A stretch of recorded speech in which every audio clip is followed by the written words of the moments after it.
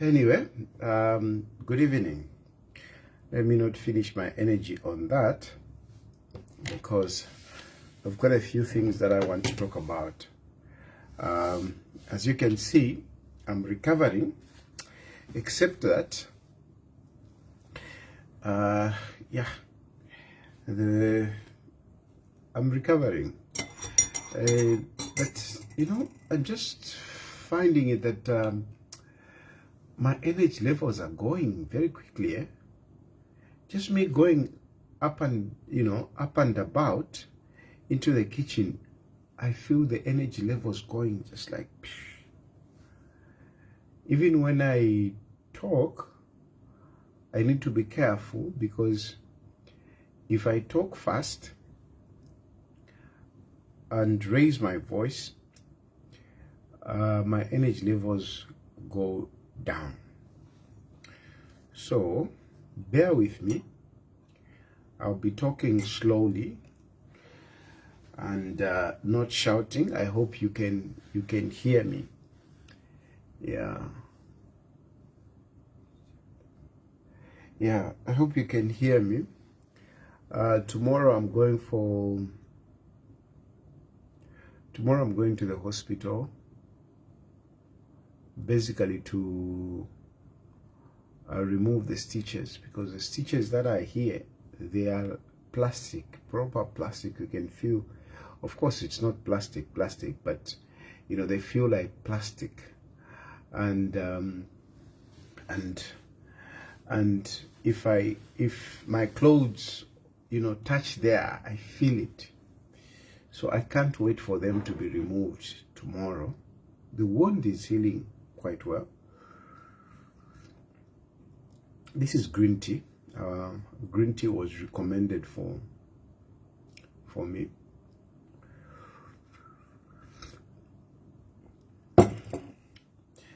So yeah, I'm recovering pretty well. Tomorrow I go for removing of stitches. My energy levels are coming back. Yeah, I'm doing good. I'm able to walk around, you know. Today I went to the pool and I did the rosary. Yeah. Anyway, let me not waste what I have on these other small issues. The issue that I'm here to talk about is, number one, about my political career, because I've realized some of you seem to get things mixed up. And then just to emphasize a few points on my family, and then talk about the Edgar Lungu issue. Now, in terms of my political life, a number of you project your lives on me. A number of you project your lives on me. I appreciate your concern about my life. I appreciate your care and support. But what you have to understand is that I decided to become a politician. I decided to become a politician. At one point in my life, I decided to become a politician. And this did not come in a spur of a moment. It came with long, deep reflections. And I considered a number of issues relating to politics. Of course, certain things, I didn't understand them back then the way I do now. But the point I'm trying to make is that I decided to become a politician. And by that time, I was not married. I was just staying with my two daughters. I engaged my daughters. I told my daughters, I'm going to join politics. My daughters are quite knowledgeable about some of these things, including politics.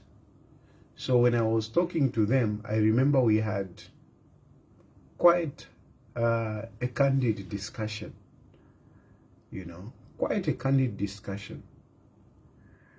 I remember one of my daughters, who you rarely see in public, even me posting her pictures, it's very rare. It's very rare. And even when I post the pictures, I kind of make sure that they are not so clear pictures. Like yesterday, I posted, is it yesterday or this morning? I posted a picture of my family, and she's there. But the picture that I posted is kind of blur, not so clear. You can't see very clearly. I do that because of my second-born daughter. Because my second-born daughter, that's what she asked for. She says, I don't want to be in the limelight. My second-born daughter asked, I don't want to be in the second limelight. But I told her, you are my daughter, so, you know, you need to be known. somehow I can't just put you completely out. But she says, yeah, but as you do that, don't do too much of it. So my second born daughter really, she's really like kind of away from the politics. And this is something that she asked for when I was just starting politics. My firstborn daughter, she didn't mind. She is more of, she likes it when I help people. And for her, she was like, yeah, you like helping people, you know, so it's good. Of course, a few other close relatives, I also engaged them and told them about it. When I got married, when I met my wife, I never told her about my public life. No, I don't usually do that. It is people who want to be spiteful, who want to cast aspersion on me, that tend to bring in this to say, oh, so you told this, so you told this. My brother Sydney, if you want to rush me, I'm not gonna rush, not tonight. If you want to rush me, I'm not gonna rush. I'm taking my time. I mean, there's nothing I'm rushing for. So please bear with me, because if I talk fast, I'll lose my energies. So anyway, my wife, I never told her about my public life until she discovered it by herself when she Googled my name. Nonetheless, I engaged her about my political life. She demanded that I stop politics. And for a moment, I considered it. But later on, I realized to say, no, I can't just drop politics because of a woman. No, I can't. So anyway, at the end of the day, we compromised. And she agreed. And she has been supportive ever since. My point is that my family,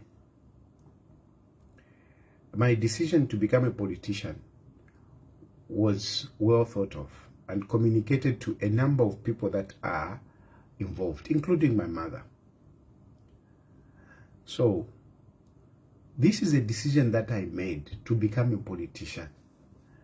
And when you decide to become a politician, you must be ready for the tough ride, for the rough ride that goes along with politics. Politics is not easy. I always insist, politics te Havana. Politics is not easy. So when I decided to become a politician, I never expected that my life will be easy. If you are a politician and you sleep comfortably in your house, you walk about comfortably, you don't draw attention, then you're not a good politician. A good politician draws attention. You need to know this. A good politician draws attention. Some of you, you say, you like drawing attention. When you say that, I know I'm doing it right. I draw attention.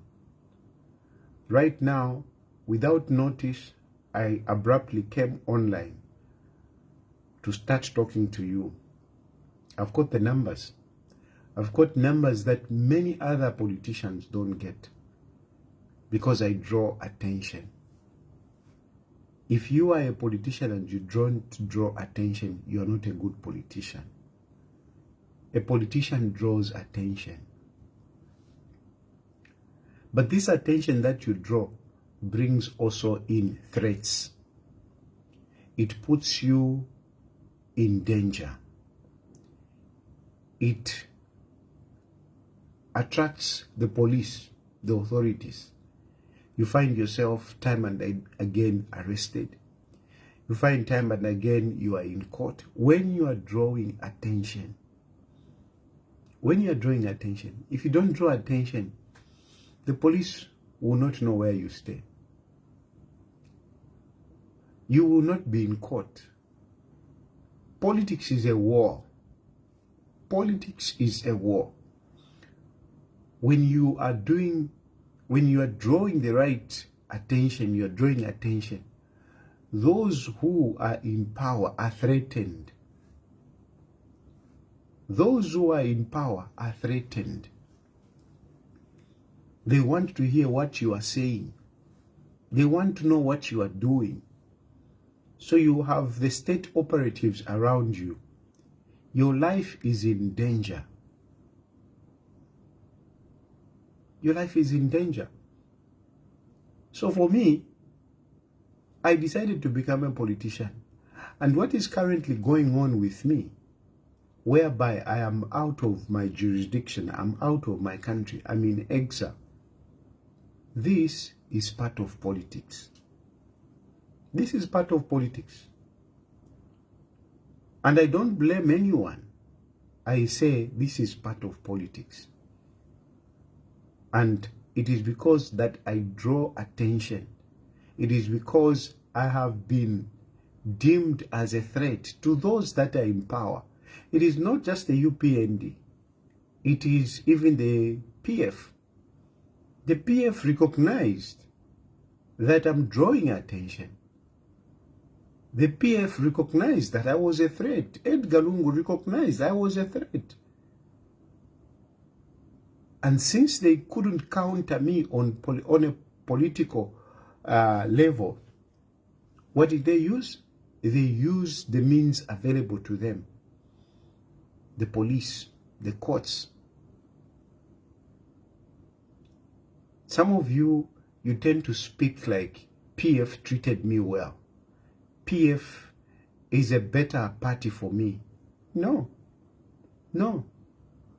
If PF had won the elections, they were going to treat me worse than UPND. It was a relief for me that UPND won elections. Before the 2021 general elections, I was arrested by PF, brutally arrested. I was taken to court. My sureties were threatened. They had to withdraw. I survived by the mercy of the court that could not allow me to be ambushed in the manner that I was ambushed. You go to court, you're standing in court, and your sureties withdraw. That was in PF because they wanted me to go in jail. And at that time, I was supporting Hakainde Hichilema. I wanted Hakainde Hichilema to win the elections. And they saw that I was dropping political atomic bombs in their camp. They were uncomfortable. They wanted me in jail. They wanted me in jail. But the magistrate looked at it and she said, I'll give you 1 day to go and look for sureties to come and replace you. At that time, PF was in power, and the condition was that I needed to bring somebody who works in government or civil society. Somebody who works in government or civil society. That is how Chipenzi came in and signed my bond. Chipenzi came and saved me. No one was willing to be my surety. Even there was one soldier, I remember one soldier. Please, that soldier, one day you should text me. I want to remember you. I want to appreciate you. One soldier went to his commanders to ask for a letter, and the commanders refused. They said, no, We can't write you a letter, a recommendation letter on this man. We can't. Teachers refuse. Teachers, the headmasters refused. So I survived. Don't be cheated. Don't be cheated because PF is out of power and I reconciled with Edgar Lungu. Don't think that I had it easy during the time of PF. I had it rough still. But that is politics. That is what happens when you are a threat. That is what happens when you are a threat. UPND came into power with Hakainde Hichilema. We were okay when they just started. And with the support that I gave them, I was likely to be considered. But they couldn't trust me. They couldn't trust me. And they didn't trust me because I'm this guy that doesn't tolerate what I consider to be nonsense. For me, I'm unpredictable because I'm not a one-way traffic. And you must know that. I'm not a one-way traffic. I'm not a sycophant.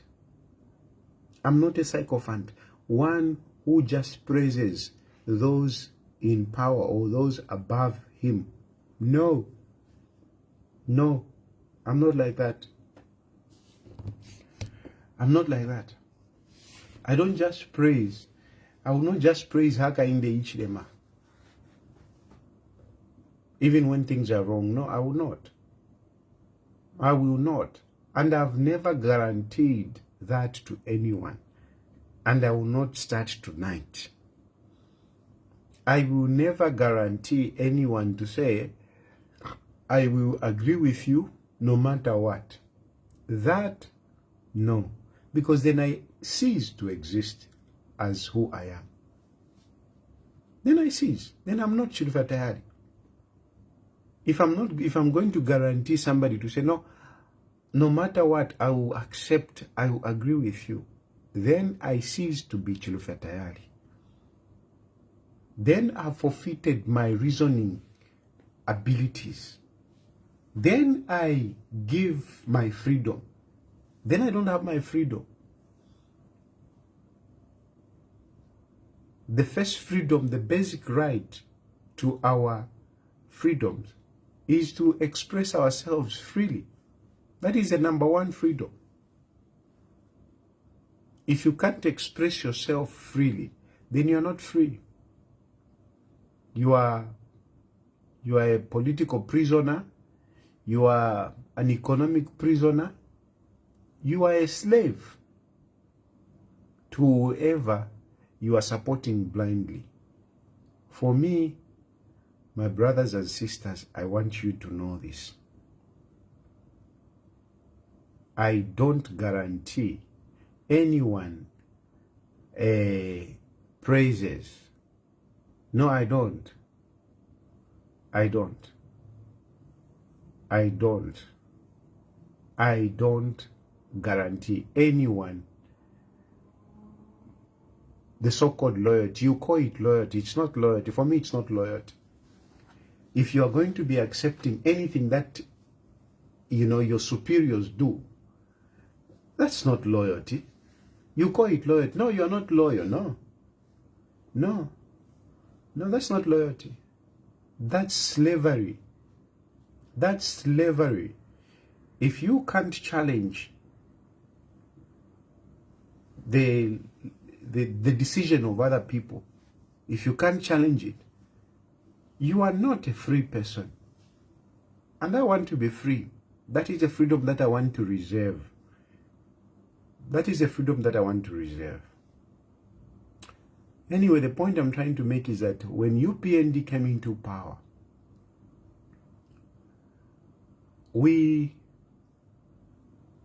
I supported Hakainde Hichilema.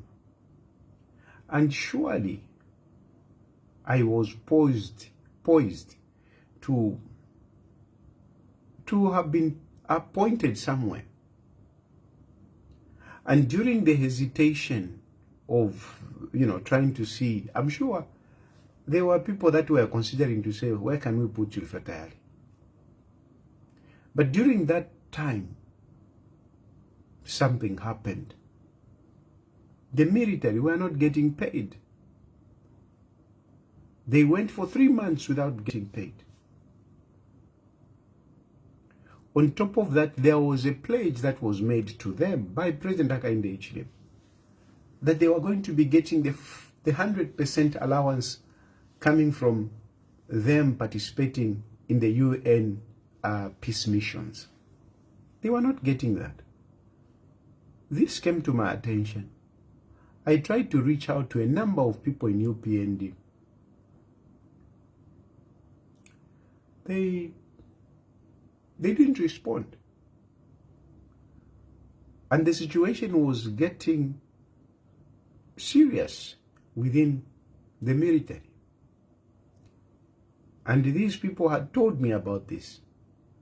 And this government was not responding. I had to step in. I stepped in to talk about it so that I can give hope to the people in the military that at least somebody is speaking for us. What you have to know is that when there is hope, people can be patient. When there is hope, whatever hope that you give people, people can be patient. So when people are getting frustrated, give them hope. It doesn't matter what hope you give them, just give them hope. And I did that by speaking. Out of that, I was arrested. That was my first arrest by the UPND government. They also arrested me brutally. From there on,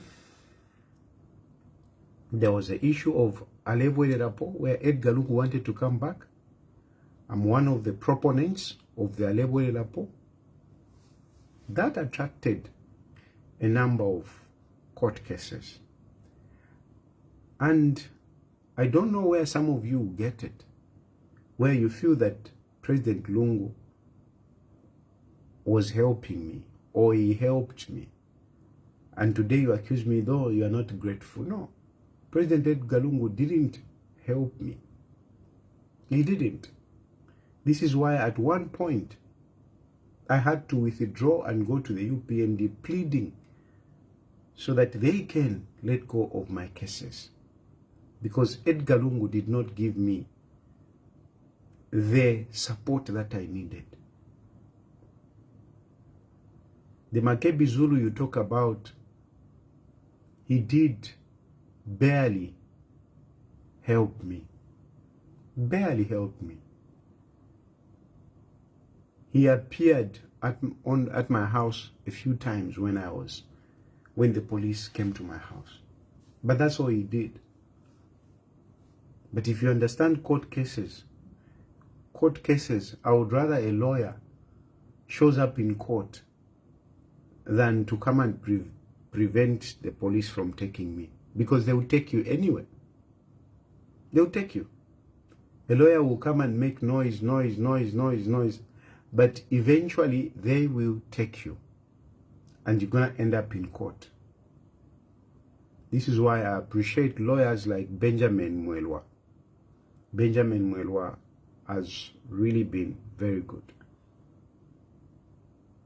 He was coming to court. He's a lawyer that has been in court several times than any other lawyer. Joseph Chirwa, I appreciate him. He's the lawyer that came when all the lawyers had withdrawn, but he came in to represent me free of charge. The point I'm trying to make is that all this is part of politics. At the end of the day, all this is part of politics. I've ended up being here. It is because of politics. And it is because I am still a threat. Some of you sympathize with me. Hey, maybe, yeah, you should have stopped talking. You shouldn't. Then I wouldn't be a politician. Then I wouldn't be a politician. Some of you have been advising me, and this is why I'm talking about it. Some of you have been, no, just stop, stop talking, whatever, all these kind of things. These things that you say, if I stop talking, I'm not going to be a politician. I saw somebody wrote to say, it is not because that we are foolish that we keep our mouths shut. It is because we keep our mouths shut. That's why we go to bed and sleep in our beds. Whilst you are out in exile and what and what. My brothers and sisters, some of you, your advice may be valid, but it is relevant to you. You are not politicians. So you need to contextualize things. You cannot expect me to live your life when, at one point myself, I decided to become a politician. It can't be the same. I can't live your life. No, sometimes you should just keep quiet. Sometimes you should just switch off your phone. You are even talking even when you are sick. I am a politician. I am a politician. I'm not feeling very well really right now. But I need to talk. I need to talk. Because I am a politician. So please don't ask me. Stop talking. I will not be a politician. I decided to become a politician. Politics is about talking. No, you're drawing too much attention. You like attention. Politics is about drawing attention. Some people say, oh, but now, the way you do politics, the way you talk and everything. That is my style. That is my style. That is my style.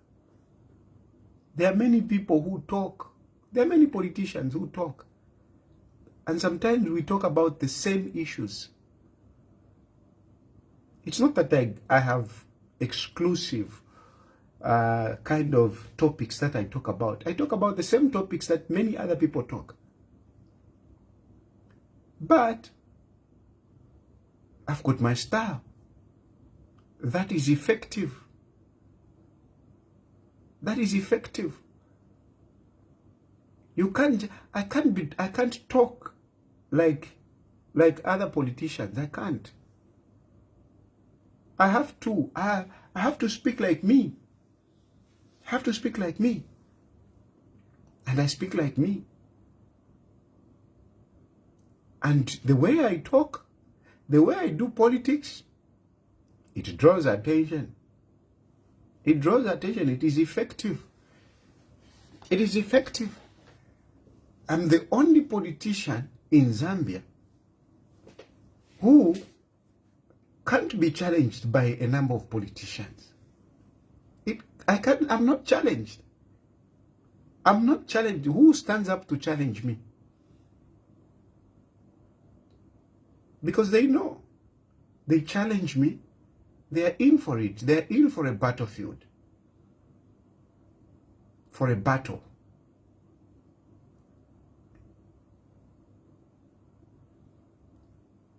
When you ask other politicians are scared to mention just my name. A number of politicians in Zambia, they are scared to mention my name. They must think twice before they mention my name. It is not that, no, they trivialize me, no. It's not that, no, they dismiss me. I'm nobody. No.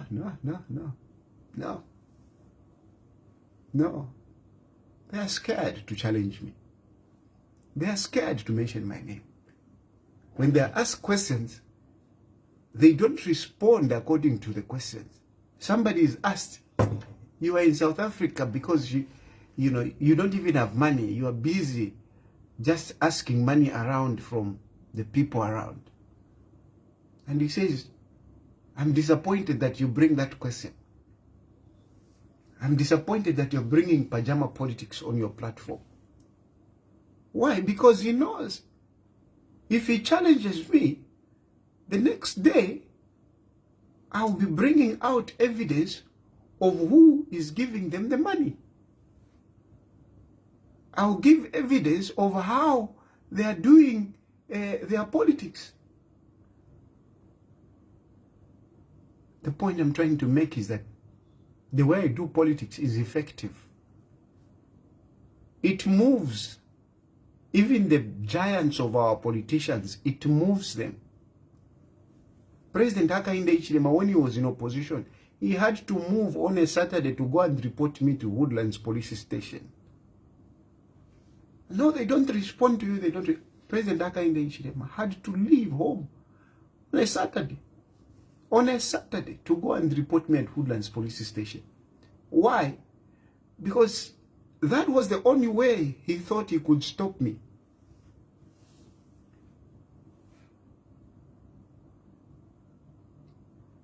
Edgar Lungu, same thing. A number of politicians, same thing.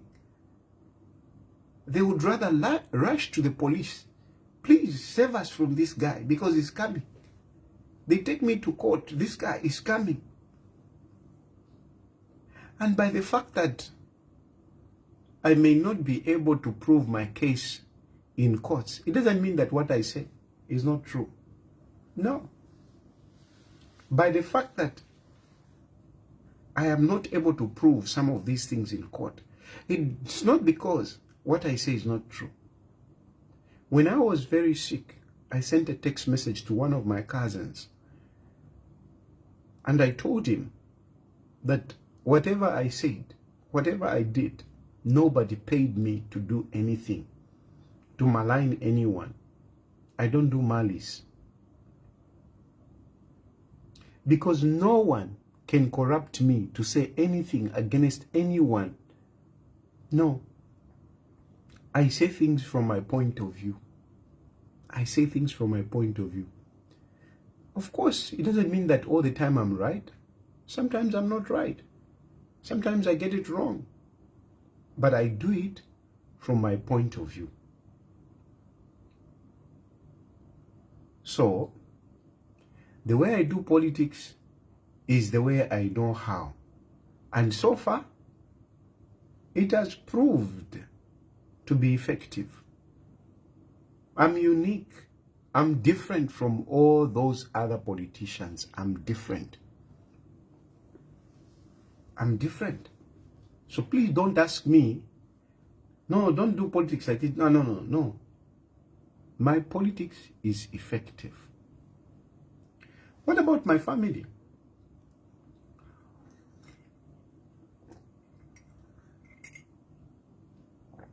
Some of you have been saying, no, you have divorced with your wife. What? You need to be wise in politics. There are times when you can be flaunting your family life, when you can be talking about your children and so on and so forth. When you are in a battle like this one, you don't bring up your family unnecessarily. There were times when I was proudly saying, Tayali, family man, married man, family comes first. It was during the time of peace. Now this is not a time of peace. I need to protect my family, and at this point in time, I cannot be reminding people of my family every day when I'm on the run, when I've got people prowling around my life, wanting to harm me. So this is why you have seen that I have reduced talking about my family. It is the time. There is always a time. You ask, hey, but why don't you sign family? No, this is not a time for that. This is not a time for me to be every day reminding people, including my enemies, about my family. No, it's not the time. And this is part of, the wisdom of politics. You need to know when to do what, how to do what. Yeah. This is not the time for me to be talking about my family. My family, my family, my family. No, it's not the time. It's not the time. No, you are troubling your family. Like I told you, when I started my politics, I engaged my family. My family are suffering with me. So yes, thank you for sympathizing for my family, with my family, but it is something that they anticipated when I joined politics. It is something they anticipated when I joined politics. My children are aware of this. My wife is aware of this. My relatives are aware of this. So please don't suffer too much on our account. Don't suffer too much on our account. Because most of my family members are aware of this. Yes, pray for us. I always ask for prayers. But please don't lose sleep to say, oh, Tayali's family, what, no. Everyone in my family anticipated this. It's not that we like it, we don't like it. That's why we pray to God that God can give us peace, that we can live together as a family. But don't think that my children, my wife, they suffer that much for this. God has been gracious with us. My children are doing well. My children are doing well. My children are doing well. God has been gracious. My wife, she's okay. She's okay. She's okay. I too, I am okay. We have had these challenges where I got sick and so forth and so on. But we have been okay. No, you should apologize to Hakainde Hichilema and so on and so forth. President Hakainde Hichilema is a president of the Republic of Zambia. And as a president of the Republic of Zambia, he has information on his fingertips. President Hakainde Hichilema is a Republican president, and he has information. President Hakainde Hichilema hears of what I talk about. President Hakainde Hichilema knows my situation. President Hakainde Hichilema knows where I am. If he doesn't move, it is because he has got his own reasons. So please, stop saying, Hakainde Hichilema this, Hakainde Hichilema this. Don't think that you know more than Hakainde Hichilema. No. Don't think you know more than Hakainde Hichilema. Hakainde Hichilema has all the information about me. And if he has not acted in a way that you would want him to do, it is because he has got his own reasons. From my point of view, I will not falter Hakainde Hichilema. Hakainde Hichilema and everybody else is not my enemy. because this is part of politics. Whatever reasons, whatever actions that they do, it is because of politics. I strongly believe that Hakainde Hichilema doesn't hate me as a person. No. I strongly believe that. I know he doesn't. But he's a politician. He's a politician. And so, he acts according to what he believes is best for his politics. I respect that. And no bitterness whatsoever. From your point of view, I ask you, don't worry much about my relationship with President Hakainde Hichilema or any other politician. Because sometimes you might be getting worried, and yet some of these people, we are even talking. Some of these people, we are even talking. Don't hate anyone on my account. No, don't. Don't. Because politics is complex. So that is about my family, is about my politics, my political life, and basically what I was just trying to tell you is that I'm a politician. And these kind of things are expected when you are an effective politician. If you are not being sought against or for in politics, then you're not a good politician. If you're not drawing the right attention, if you're not drawing attention, then you're not a politician. I'm being sought for or against, depending on the interest. Because I am a big politician in Zambia. You can't run away from that fact. I am a big politician in Zambia. And with a status quo as it is, no one is between me and Hakainde Hichilema. No one. No one is between me. There is no one in between. All these other people, they are small politicians. If I contest elections today in Zambia, I will be next to Hakainde Hichilema. No doubt about it. No doubt about it. No doubt. And as that is the situation, don't expect that I would have it easy. Mwape Msenge say I don't agree. Mwape, tell me who can be next after Hakainde Hichilema? Who?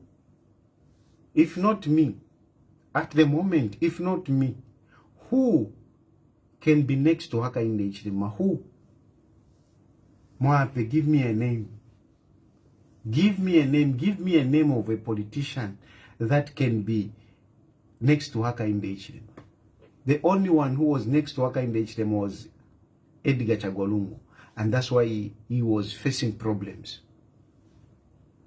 After Edgar Lungu, there is no one.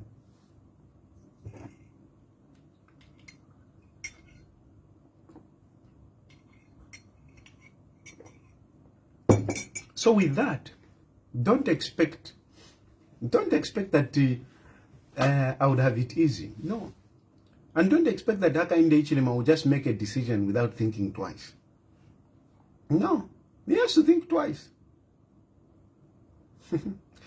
President, my friend member, I'm a politics bakana. My friend member, politics bakana. Anyway, let me not start discussing this. But my friend member, and then you have politics bakana. Even this young man who has come, who is saying he's going to contest elections. I'm not going to mention his name because that is that is campaign for him. No, even this young man, there are these young people who are coming up. They will contest elections. They will do better than Fred Membe. I can assure you that. In the next elections, mark my words, some of these young politicians who are coming up, who are gaining the courage to say they want to contest 2026 general elections, they will do better than Fred Membe. But Fred Membe, niba fashion designer nomba niba modela pakupoa vya pictures pa social media.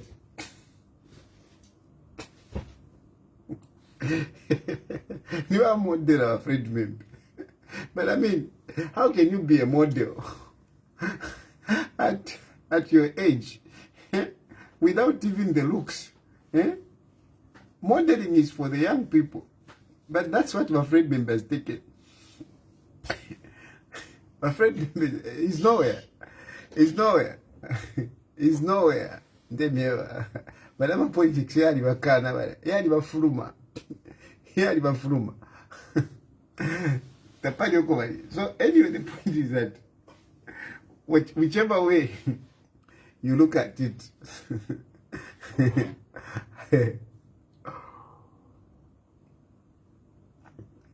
Balikala niba actor, niba Hollywood actor. Ulea kukampeni we mundu, ulea mkopo picture pa airport. Now send bag. What you are going for tourism? Mwaiba tukutuka tumbuke fitunturu. Mwaliba mwene pa airport. Nishwele mkuchita campaign mamba elections. Wakopoka picture kwa. Like a Hollywood star. Hollywood star. Mwaiba tukutuka fitunturu kuma podi. Kuma nani kane kuma by elections. What did he get?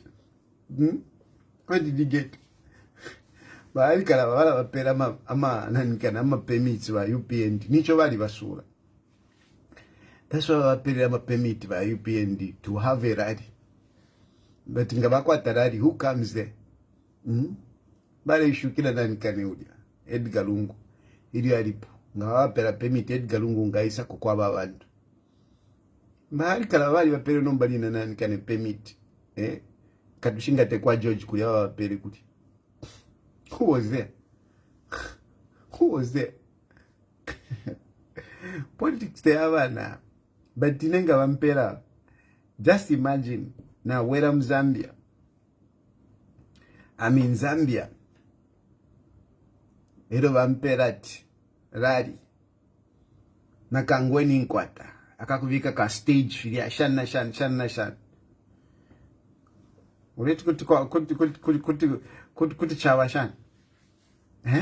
Now UPND can't even give me that. They can't. That's why no kuwelera kule shupa. Mara chitanga baingira mati uyu muntu yunga twamulete oyu. Chikabashan. Kuti chawashan. So I'm not a small guy. After akainde ichirema ni nevo. The guy that is in between, it's me. Tapadi politician, tapadi.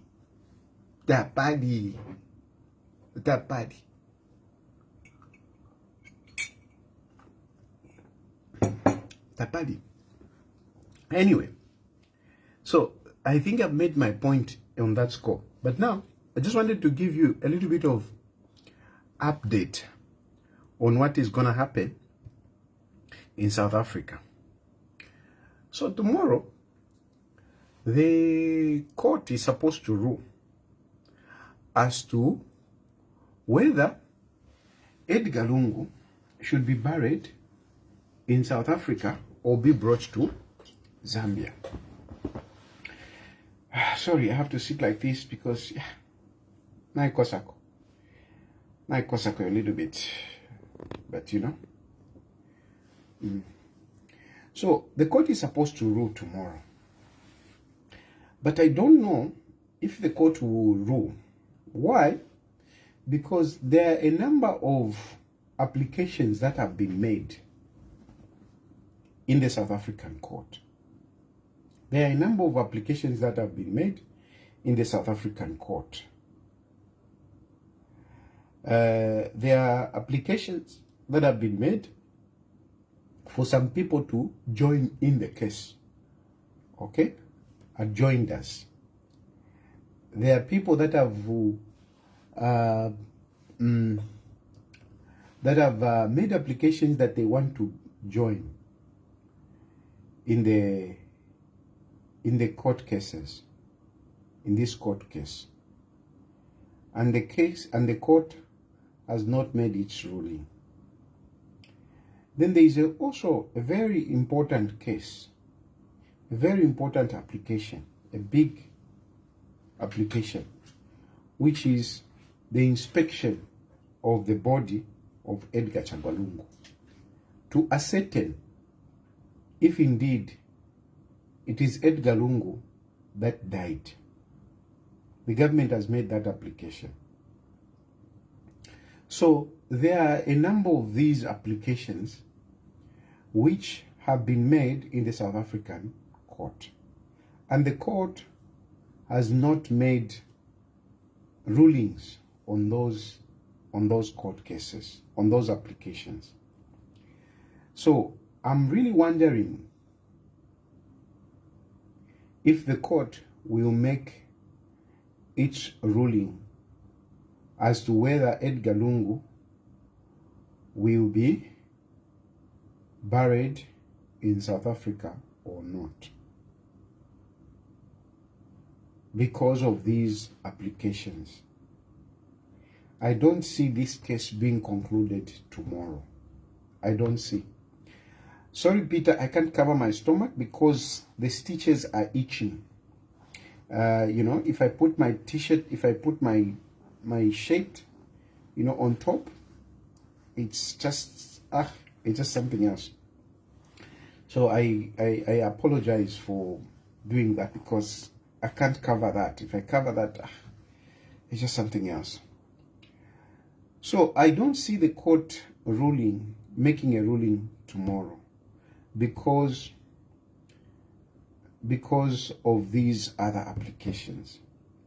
I think there will be a court directives to hear some of the arguments that have been advanced beside the final ruling. I doubt the ruling as to whether Edgar Lungu should be buried in South Africa or not will be delivered tomorrow. I really think that the court will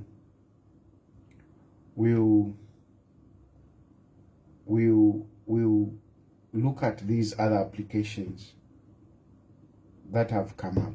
That's what I think.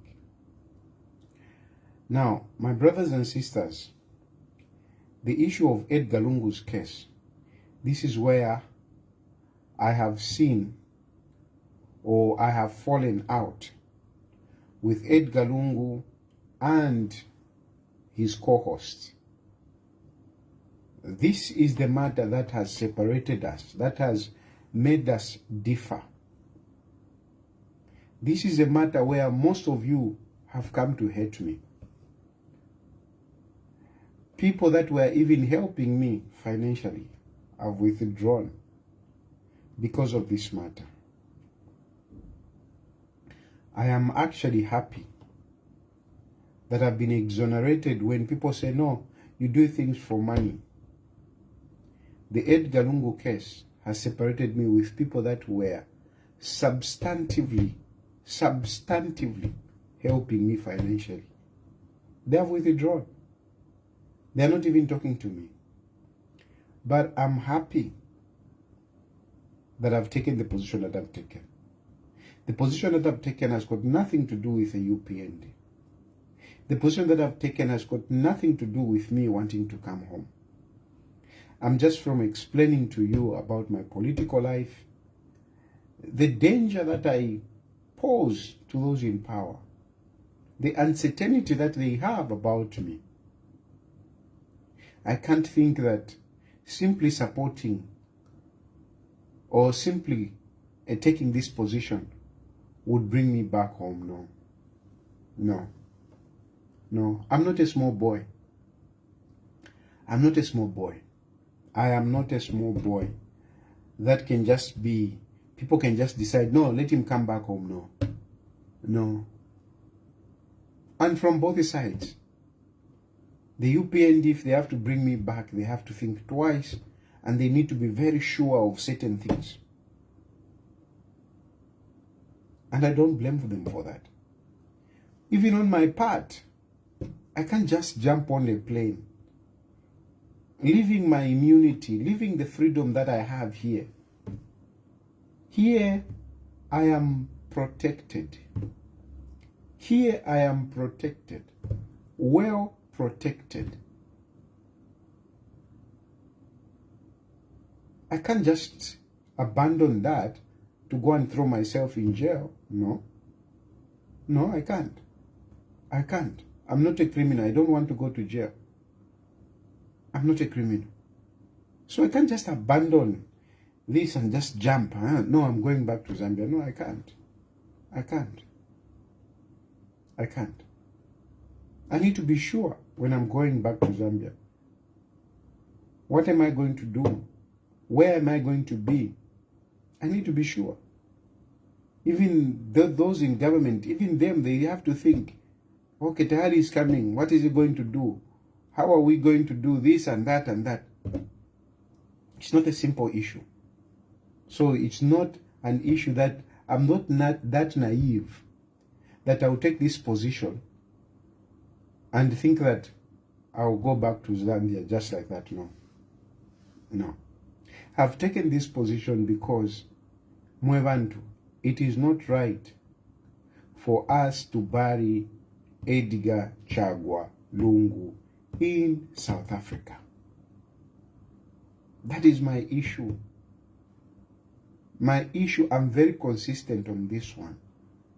It is not right that we should bury our former head of state in South Africa. I know some of you are saying, but that's what the family wants. The question is, why do the family want Edgar Lungu to be buried in South Africa? Why? Why is the family wanting to bury Edgar Lungu in South Africa? And yourselves, I ask you a question. Do you think it is right? Do you think it is good for our country that our former Republican president should be buried in South Africa?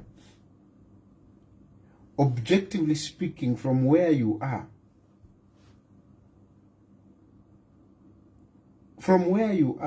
I don't mind who you are. Musonda, Mivenge. Musonda, Mivenge. Do you think it is okay for Edgar Lungu, our former head of state, you as a citizen of our republic, you as a citizen of Zambia, before we talk about the family, don't talk about the family, just from your point of view. Just from your point of view, you as a citizen, you are a Zambian, you belong to a sovereign state of the Republic of Zambia. And we have our former head of state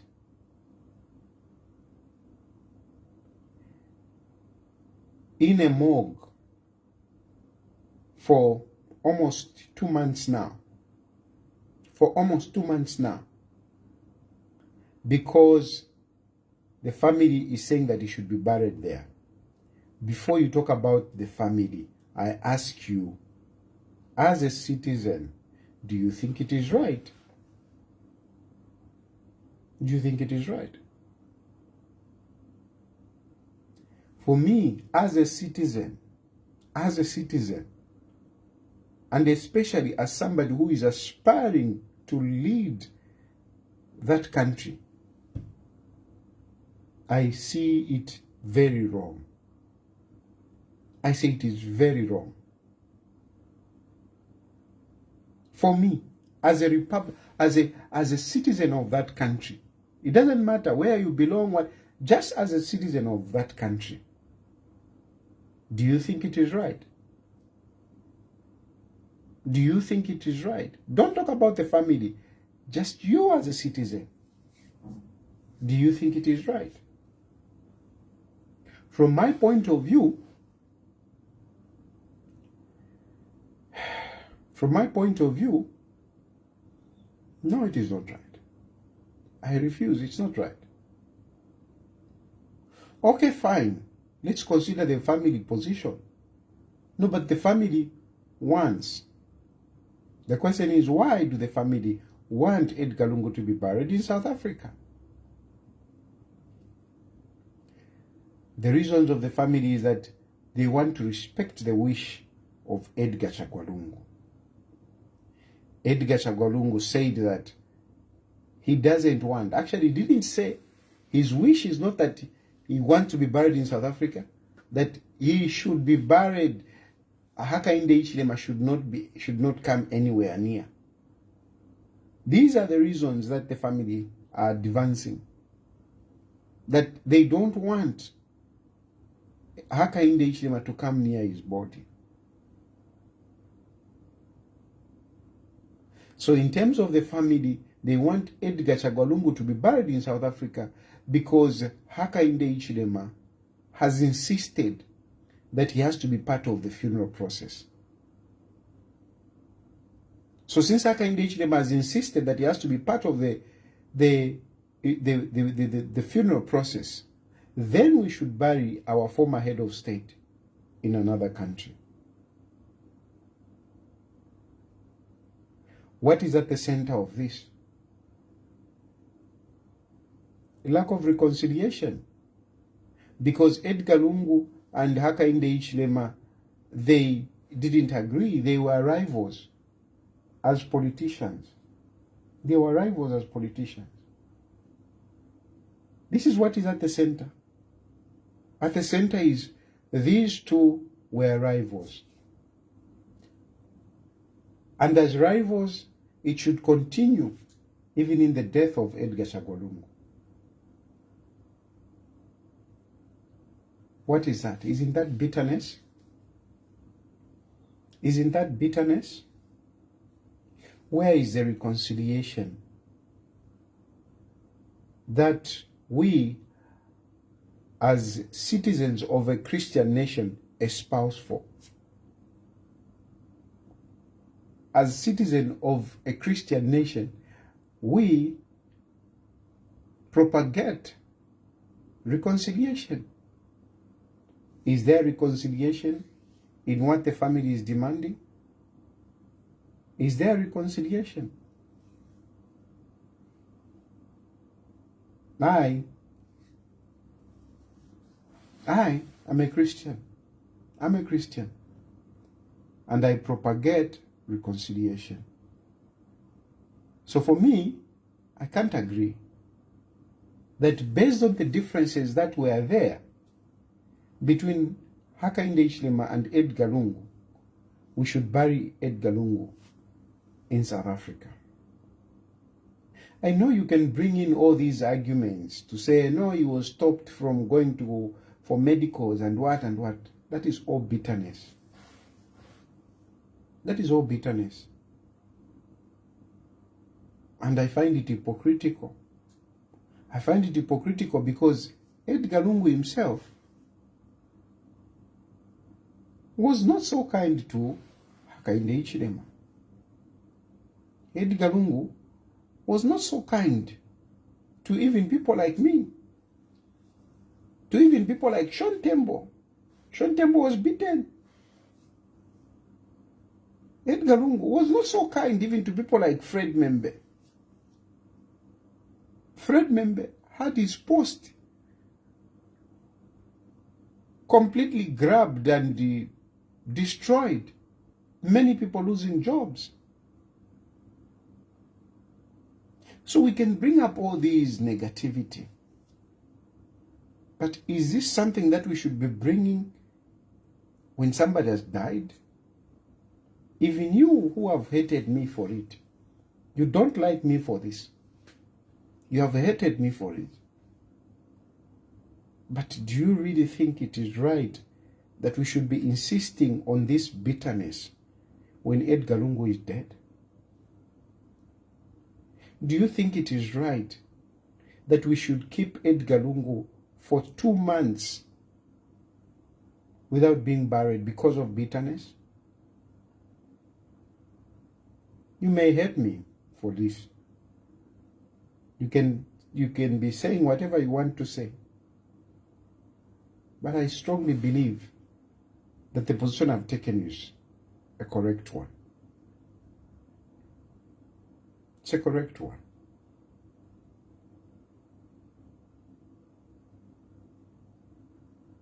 The family, the so-called family, had an opportunity, or they still have an opportunity actually, to bring the country together, to unite the country by putting aside bitterness, putting aside the hatred against one man, Hakainde Ichilem, and saying, let's come together as a country and give Edgar Lungu a dignified send-off. They can do that. Some of you have accused me that, no, I'm attacking the widow.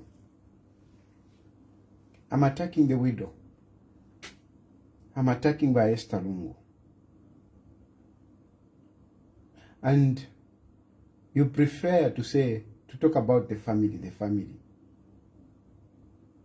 But I've asked you, or I can ask you, at the end of the day, all these things which are happening, who do you think has to make a decision? Who do you think has to make a decision? Who is the next of kin? Who is the next of kin? All this hula baloo rests in one person. It is not about the family. The family. No. It is about one Esther Lungu. It is about Esther Lungu. When I'm mentioning the name, it's strange. I remember that, do you remember the graduation of Esther Lungu? Do you remember that she was called by a different name? Do you remember?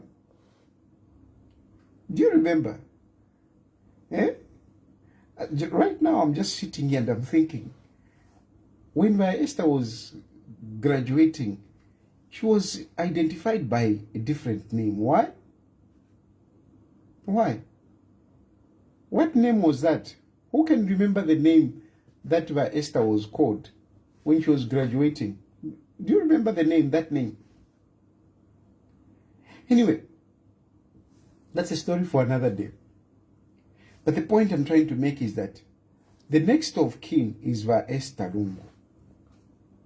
And all this hula baloo, all this is centered on Esther Lungu. It's centered on Esther Lungu. She's the next of kin.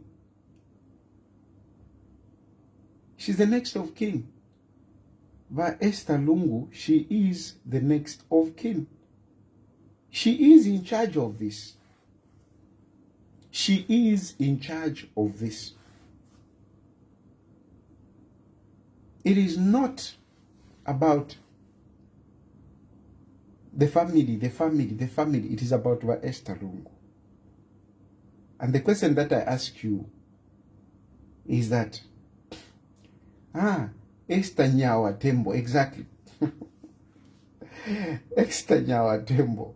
And yet we know her as Esther Lungu, Esther Lungu, but she was called Esther Nyawa. Is it Nyawa? I don't think it was Nyawa Lungu. I think it was Esther Nyawa Tembo. This family, tricky.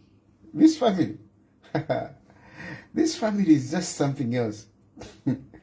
It's just something else. As a first lady, we know her something else. When she was graduating, another name. Anyway, I will talk about that one day.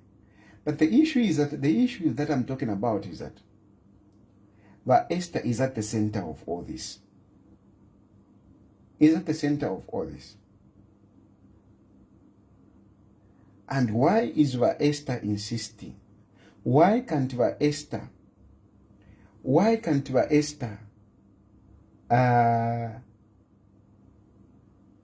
reconcile with Hakainde Ichilem? Why?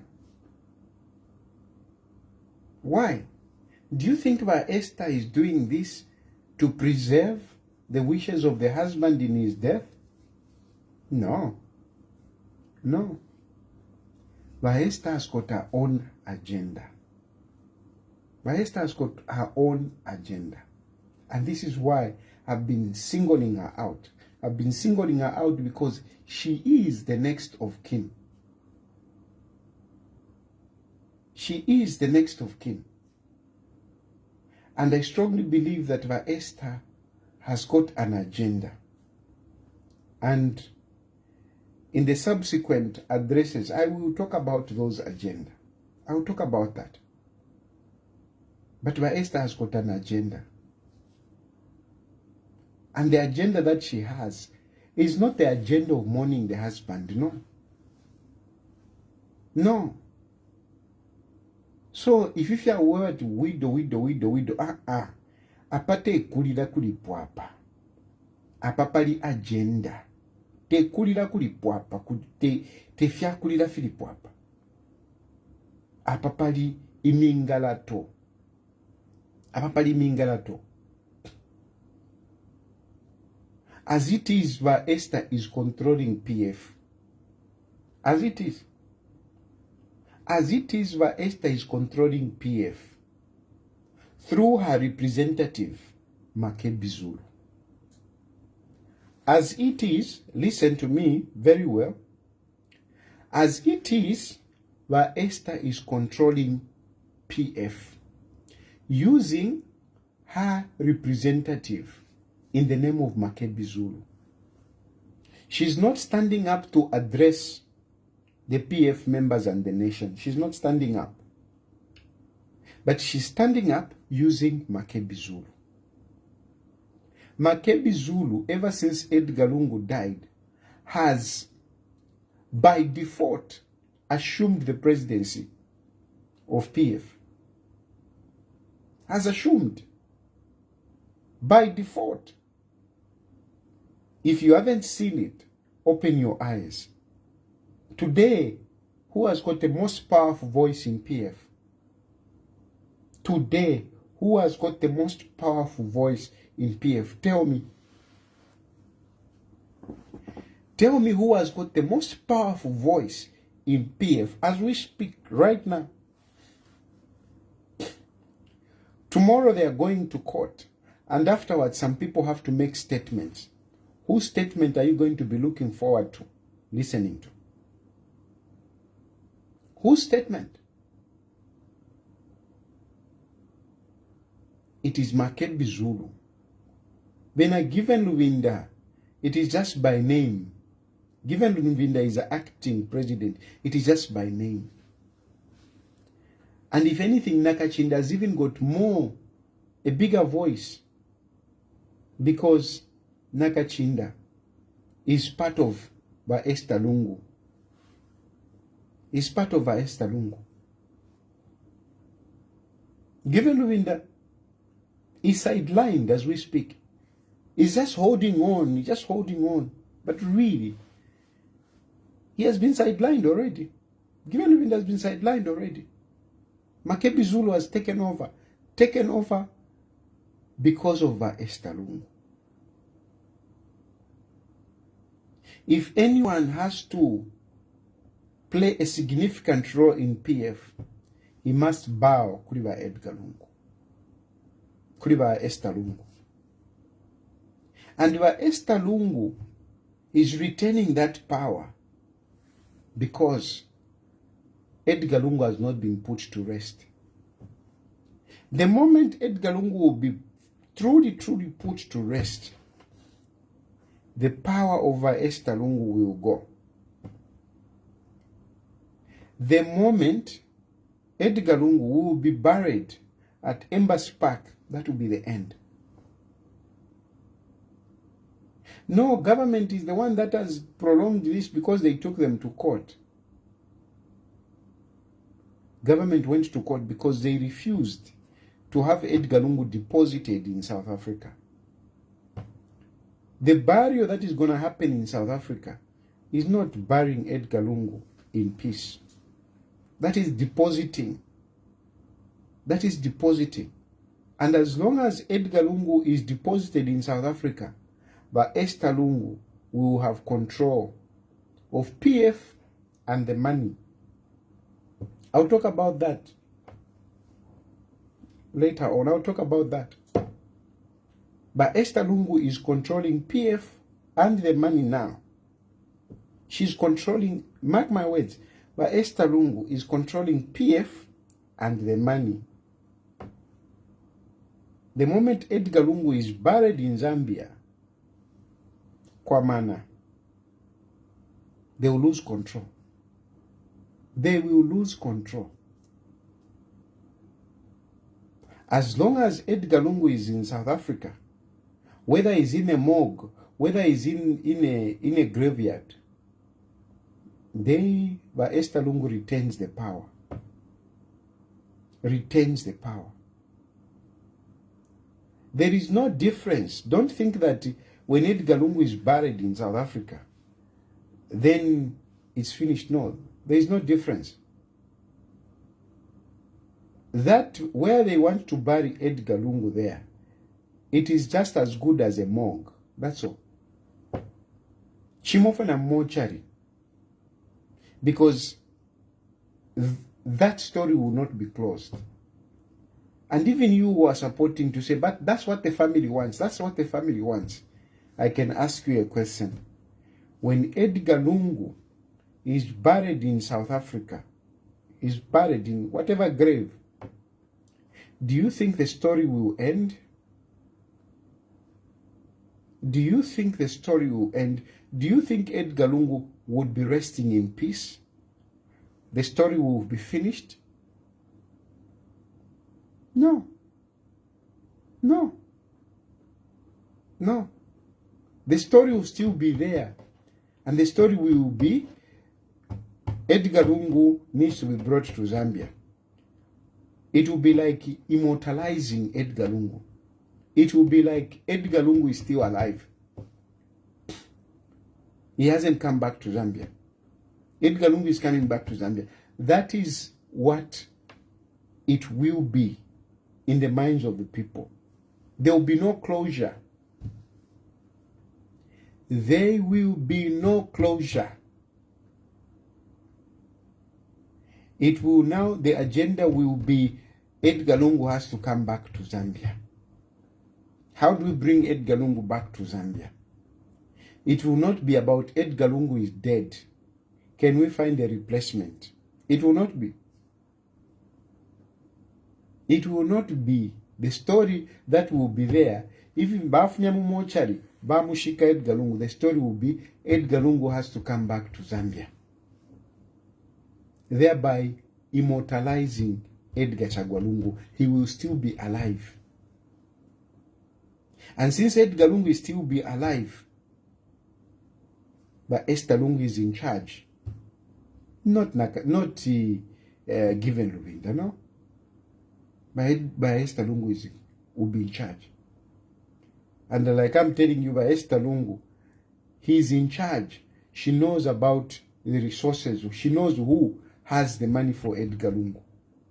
She knows. She'll be controlling.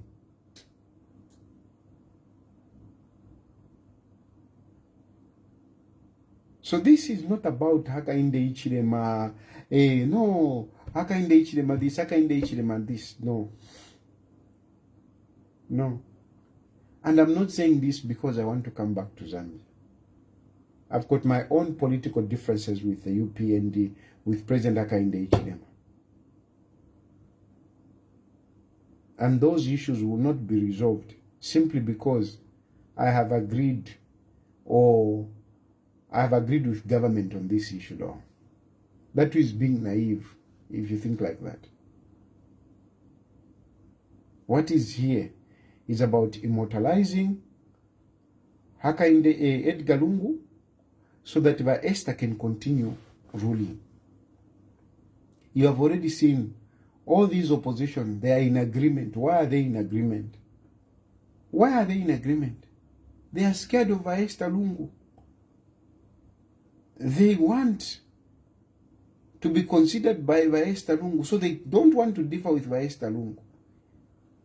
So in a mumbelele koluse, I'm not disrespecting the widow, no, who is in mourning. Me, I'm looking at Esther Lungu for who she is and what she's doing in this. And somebody has to say it. Somebody has to confront that Esther Lungu to say what you're doing is wrong. What you're doing is wrong. Let Edgar Lungu rest in peace. And I know even if when the court will rule, even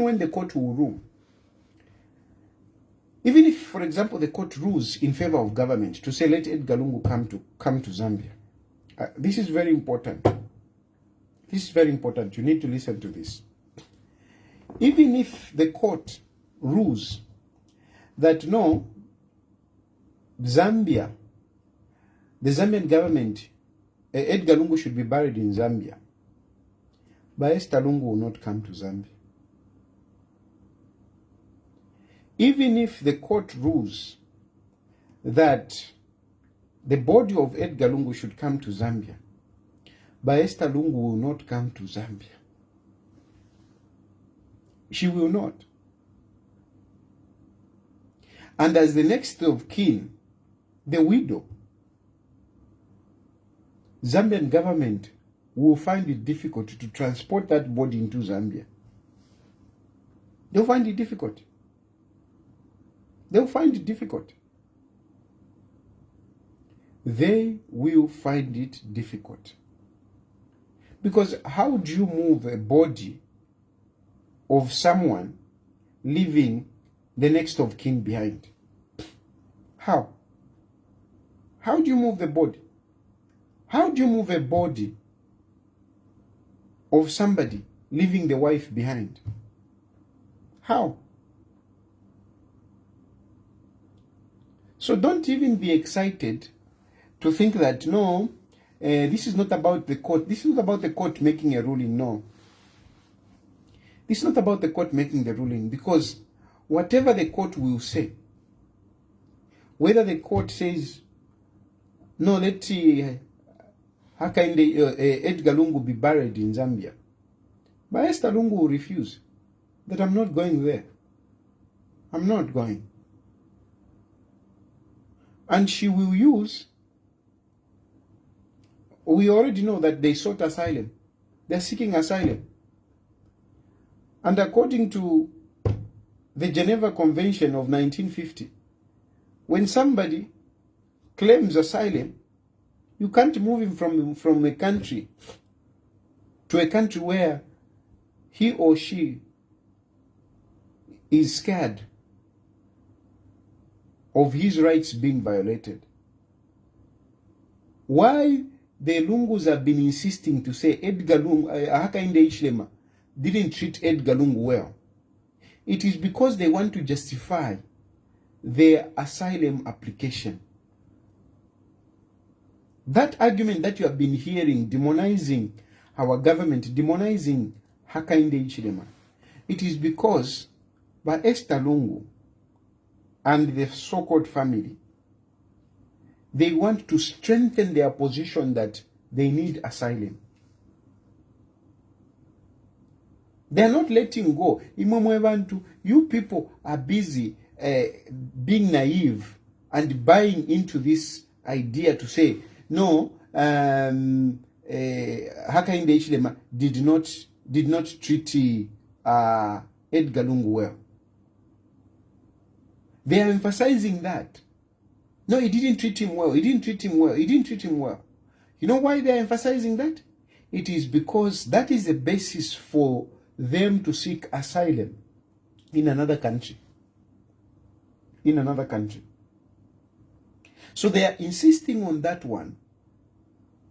So that even if the court says, let Edgar Lungu be buried in Zambia, because of that claim that the government of Zambia has been ruthless to the Edgar Lungu family,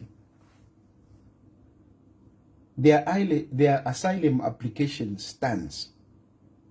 It will need to be looked at. It will need to be looked at. They can't just be lifted to say go. They can't. And these are high-profile people. The international community will be looking at South Africa. How does South Africa respect the laws regarding asylum seekers? So South Africa's hands are tied. South Africa's hands are tied at this moment. Because even if their court rules to say, let Edgar Lungu be buried in Zambia, they have got applications from this family to say, we are seeking asylum. So how do they kick them out? How do they kick them out? With the international community looking at them. So it is a very difficult situation, and I want to prepare your mind that don't think that this is a situation where government will win. No. No. No. No. On this one, they have calculated it very well, and they have played it very well. They have played it very well. And it's difficult for our government. It's difficult for our government. But what I can ask you is that don't buy into the lies. Look at things as the way they are.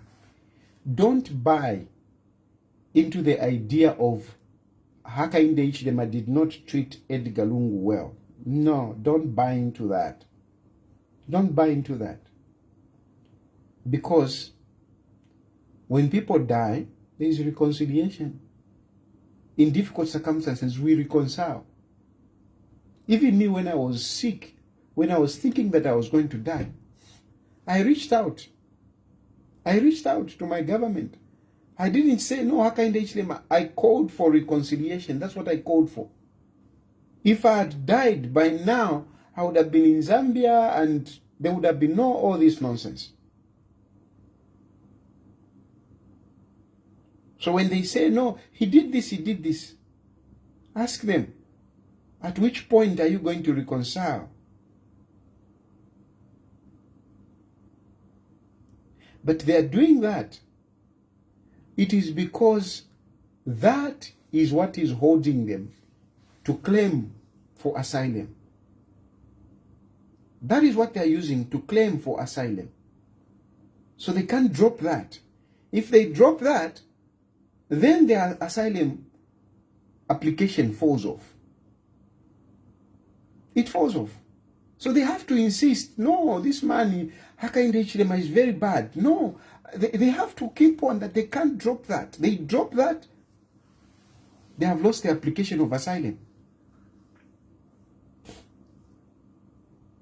So they want to hold on to that.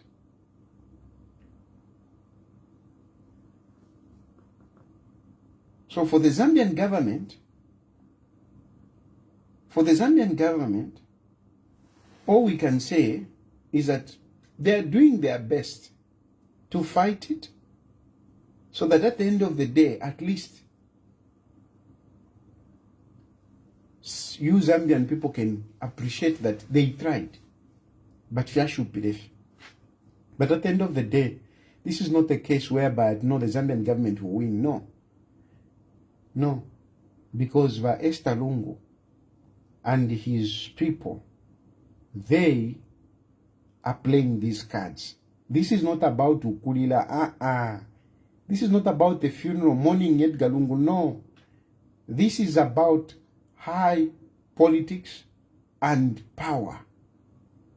Power to control the biggest opposition. Power to control the money that Edgar Lungu has left stashed in different places and in people. This is what it is about. It is about controlling the biggest opposition political party in Zambia. In spite of how much it has been dismantled here and there, but you know, a political party is not about the name. It is about the people. And there are a number of people. We still have a number of MPs. I think about 52 MPs, if not 51 now. 51 or 50 members of parliament. We still have a number of mayors and council chairpersons. So there is a PF in people. By name, yes, it can be in Chavinga can be yapping, but it's nothing. PF is still existing in people and the structures of government.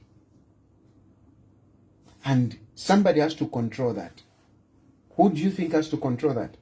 Who do you think is controlling that today? It's Esther Lungu. She's not saying anything because she's smart.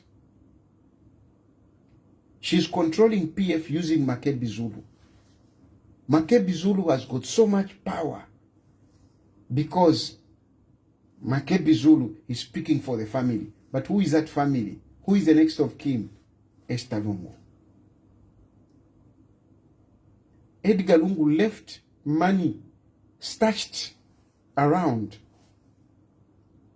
Edgar Lungu left money in people. Who knows about these people? Who has to control these people? Esther Lungu. Esther Lungu. So there is no way that Esther Lungu is going to come to Zambia. And surely there is no way that body of Edgar Lungu is going to come to Zambia, because if that body comes to Zambia and it is buried at Embassy Park, Kwamana, the power to control PF, to control the money, will not be there. Will not be there. Will be dead. But as long as that body is in South Africa, Esther Lungu will retain the power. It's not about the widow. It's not about disrespecting the widow. I'm telling you things as they are. I'm telling you things as they are, and I can back it up. I'm backing my points. Like I'm telling you, who is in charge of PF today? Do you think it is given Lubinda? Ask yourself, do you think it's given Lubinda? No. Do you think it's Brian Mundubire? No. Who is in charge of PF today? Who is in charge? Makebi Zulu. But where is Makebi Zulu drawing the power? Where has Makebi Zulu all of a sudden gotten the power? Where? From Esther Lungu. From Esther Lungu. Where is Valungu? Where is Esther Lungu drawing the power? From Ichitumbi Chava Edgar Lungu. So how do you expect that to let go? How do you expect that? She loses Ichitumbi, she loses the power. As long as Edgar Lungu is not buried in Zambia, she retains the power. And she speaks through Makebi Zulu. With Nakachinda there as Secretary General. Chapwa. PF is in the hands of Esther Lungu. Makebi Zulu is speaking for him. Nakachinda is on the payroll of Esther Lungu. Nakachinda can't survive without that financial thing. And it is the same thing that would have happened with me. It is the same thing that would have happened with me. That's what they wanted to do with me. That's what they wanted to do with me. Because they were paying for this apartment. They were paying for this apartment. And they told me, if you don't agree with us, we'll stop paying for your rentals. And I told them, you can go to hell. I really said that. You can go to hell. I'm not going to agree with you.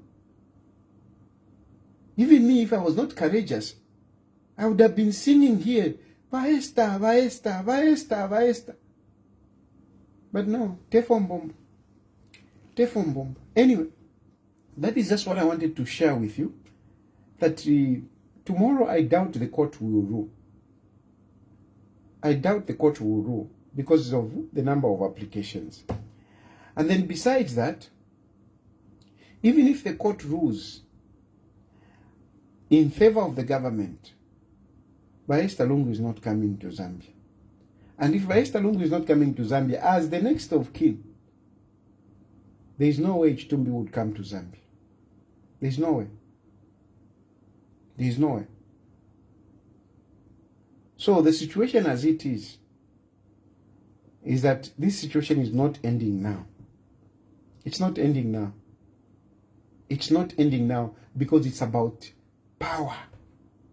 It's about power. And the agenda of Esther Lungu and everybody else is to see Hakainde Hichilema out of power. So this story is a new agenda of the opposition. The opposition that we have now is Edgar Lungu Muchitumbi. That is the opposition that we have. And they will not stop. They will keep on. They will keep on. They will fight. They will fight. They will fight. This is what they are using. This is their last political straw. They can't let go of this. They can't let go. Hakainde Hichilema is not being fought because he wants to see Chitumbi. Because, no. He's being fought because he's the president. And they want him out. They want him out. It is politics here. Don't think that, no, Tayali, you're not... No. Tapali fia kulila pa. Tapali fia vuna kulila pa. Tapali fia kamfu ilwa pa. Now if people sakale, Kadeva people they have thrown this issue of mourning and widow. They have thrown it through the window. Didn't you see them to court?